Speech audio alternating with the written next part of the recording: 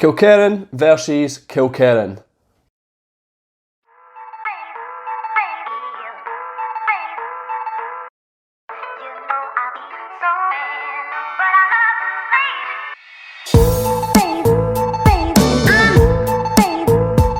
Hello and welcome to Whisky Whims with me, Stuart.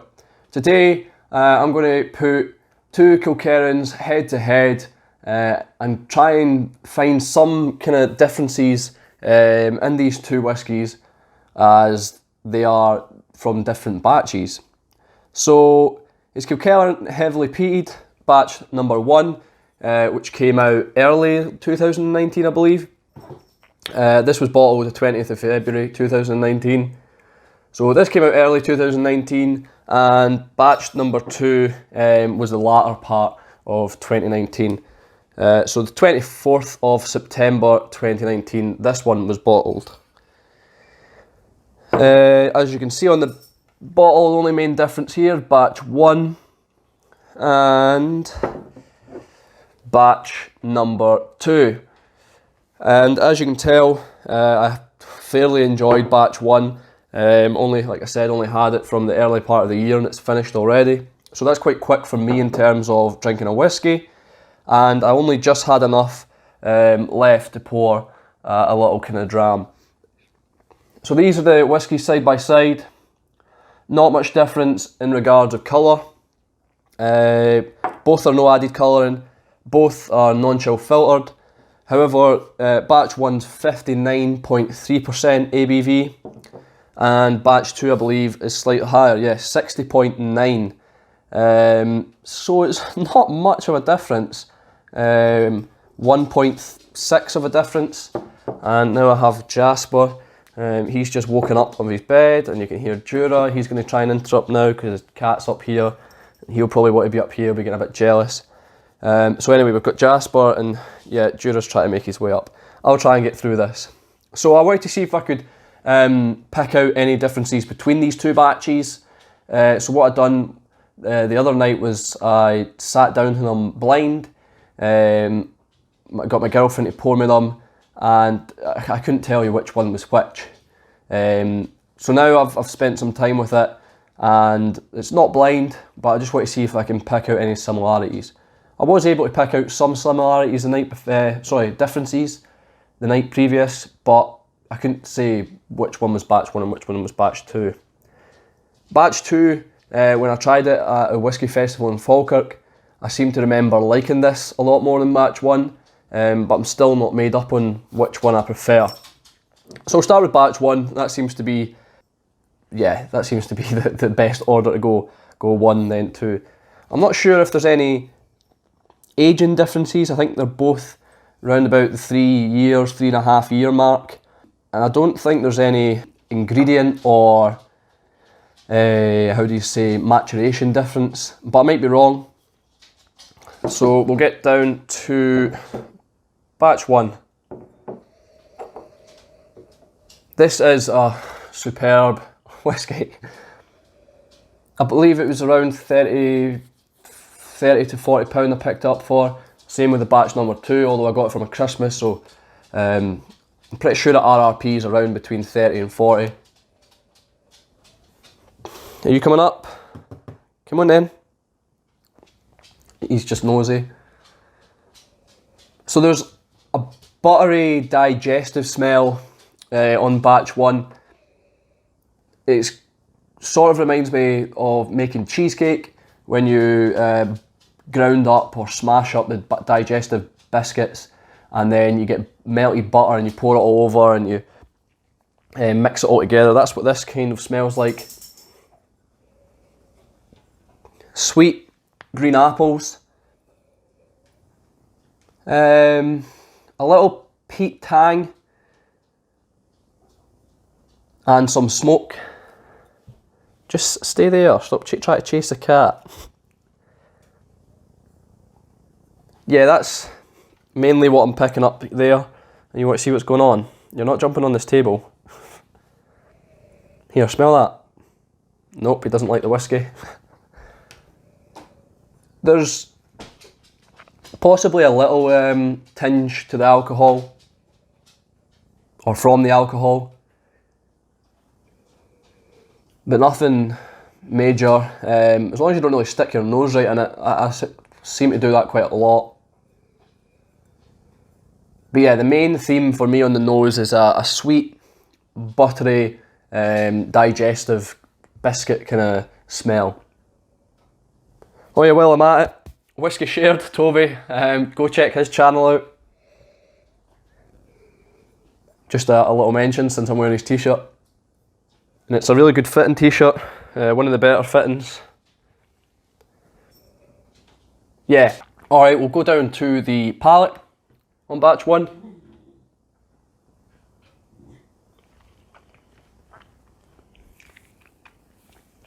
Malty, straight away. Toasted cereals or toasted barley. I'd probably say toasted cereals, they're probably quite similar in taste. It's almost like a kind of granola taste, really. Very pleasant. The peat is more prominent in the palate. It was there on the nose, but now it's more there. It's definitely more prominent in the palate. Some citrus elements to it. The green apple's making another appearance. There's a cookie dough sweetness. I believe I got this the first time round tasting when I done a review of this whiskey. But yeah, there's a kind of cookie dough, sweet, yeah, sweet doughy, once again almost buttery. I don't know how to describe it. It's like just melted. It melts in your mouth almost, this whiskey. The finish is medium to long, tending towards the longer side. There's earthy peat on the finish, there's lemon, there's more malt. Some creaminess. It does feel like a real oily, creamy, kind of voluptuous, if that's the right word. Does that not mean big boobs? Voluptuous, I think that's the right word. It just feels like a lot's going on. There's a lot of substance to it, or yeah, it's creamy, it's thick, it's oily, buttery, it's lovely. It's a really lovely whiskey, and I am gutted I've got no more left, but at least I have batch 2. So we'll finish this one.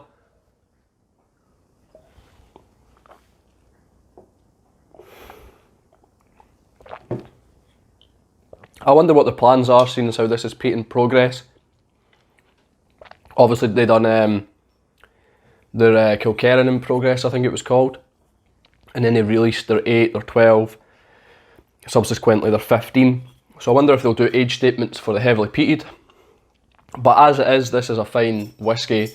For the price, the integrity, the transparency, that it's a smashing whiskey.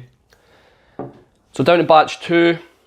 I really should cleanse my palate, but I feel as if they'll be quite similar anyway. Straight away on the nose, you can tell it's a higher ABV whiskey, even though it's only 1% odd, 1.6% I think I said. And that makes it seem like a younger whiskey to me, which is weird. It just, I don't think I've ever had that before, where possibly I'm trying to think if I've had a high ABV whiskey and automatically thought it was young. I suppose it can mean that sometimes, but the batch 1 didn't smell young, but for some reason this whiskey, it has a kind of fresher, not grass, but just a fresher tang to it that kind of makes it seem younger. That was quite English, younger. So there's not a lot difference with the noses.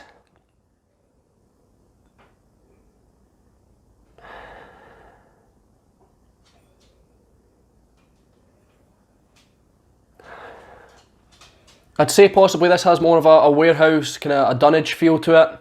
like it's just came straight out of the cask from the warehouse, whereas the batch 1 maybe seems a little more refined.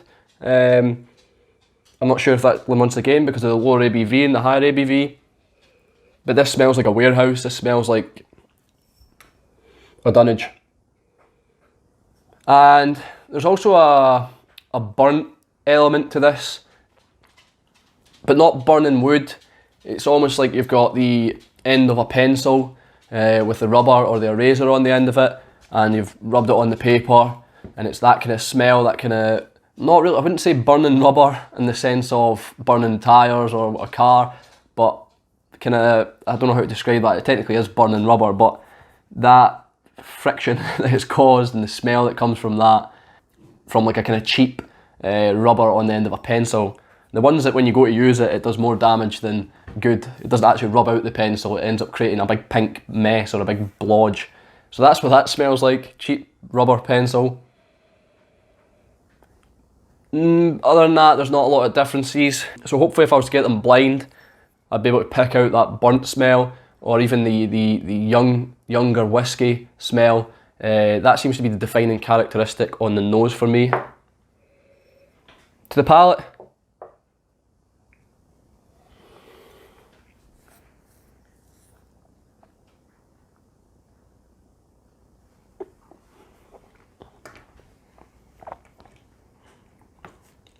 it's still a fabulous whiskey, as the batch 1. There's no real compromise or change really. The burnt flavour carries over from the nose, but it's no longer a rubber or an eraser. It's now burnt toast or burnt barley.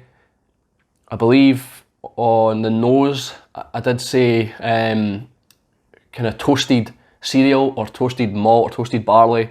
So this now tastes more like a burnt toast.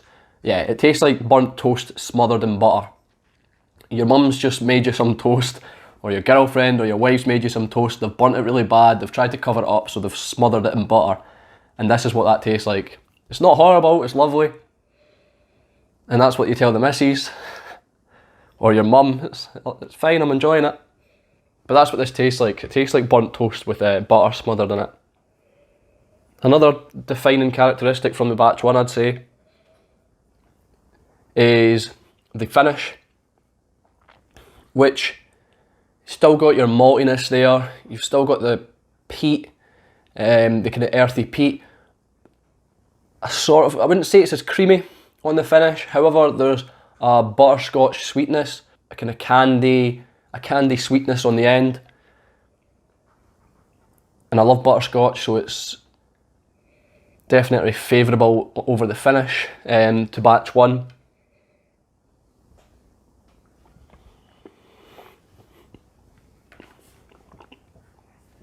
Side by side though, it's definitely the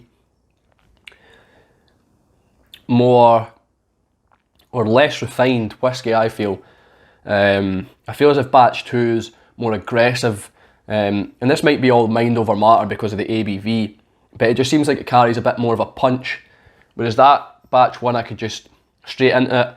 This kind of takes a little time to open up, a little time in the mouth just to overcome some of the intensity that's on the back of it, but at the same time there's still that oily, thick, creamy whiskey, or it's just a viscous whiskey in a sense. It's not viscous in the glass in any matter, but in the mouth, the feel, around the cheeks, around the tongue, everything, it gives you that film that you get like licking a cask. This one's definitely more, to me, more of like a traditional cask strength, straight out of the cask, straight out of the warehouse and right into your glass.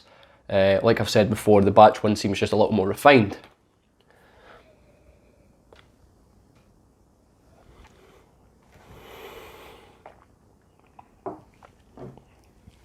Out of the two, which one do I prefer? You could pause the video and guess before I tell you. That'd be so fun. Out of the two, I'd probably go for batch 1, and it may be because I've not had enough time with batch 2 in the sense to get down the bottle.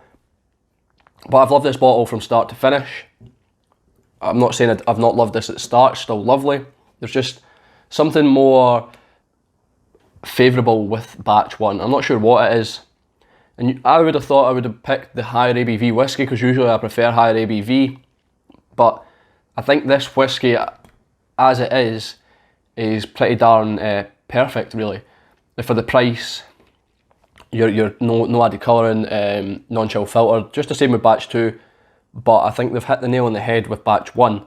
I think they should age this. I think they should keep this recipe. Hopefully they've got loads of this stock left, or hopefully they're aging this stuff, because it'd be really interesting to see what it's like aged. But this is a beautiful whiskey. Nothing taken away from batch 2. I'd still go out and buy that. I want to do a full review of batch 2 on its own, but it might just be quite similar to batch 1. So I'm torn between doing a review of it separately. That's why I've done the side by side. So yeah, I'd probably say batch 1 is definitely my preferred whiskey, and I'm now gutted that I have none left, but hopefully I can find the same amount of love and enjoyment out of batch 2 that I did find with batch 1. Once again, thanks for watching. Subscribe if you've enjoyed the video, leave a like and a comment if you've got any feedback, or if you've tried the whiskies, if you've got a preferred one, which one you prefer. But yeah, that's pretty much all I've got. I'm going to finish this one in peace, hopefully out with the cat and the dog annoying me. So I've been Stuart, this has been Whisky Whims. I'll see you later.